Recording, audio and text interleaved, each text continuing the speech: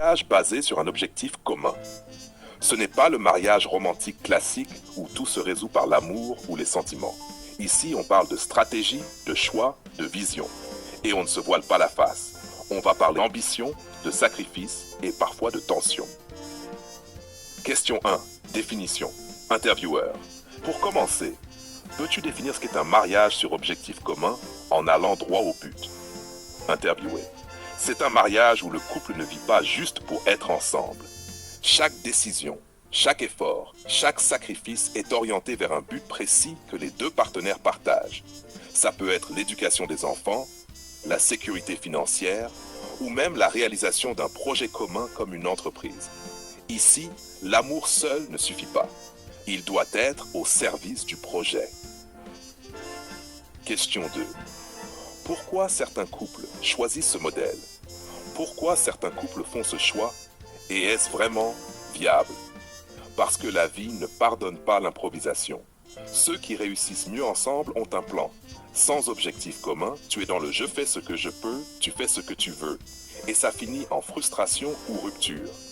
Ce modèle est viable, mais il demande rigueur, transparence et sacrifices réfléchis. Question 3. Les sacrifices sont-ils inévitables? Dans ce type de mariage, les sacrifices sont souvent cités. Comment éviter qu'ils deviennent destructeurs? Les sacrifices sont inévitables, oui, mais il y a une nuance. Équilibrer le nous et le je. Si l'un porte tout et que l'autre profite, c'est le début de la fin. L'objectif commun doit être partagé dans les efforts comme dans les récompenses. On sacrifie pour le projet, pas pour écraser l'autre. Question 4. Les conflits tabous à briser. Parlons des conflits. Quels sont les sujets tabous que ce mariage met sur la table?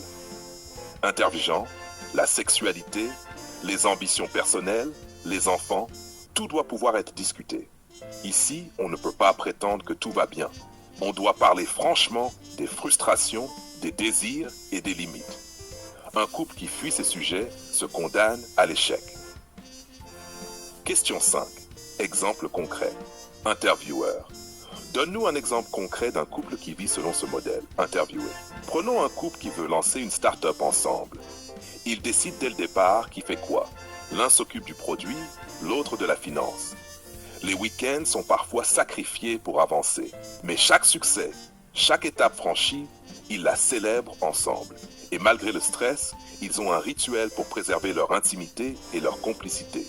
Sans cette organisation, la start-up aurait tué le couple ou l'un aurait abandonné. Question 6.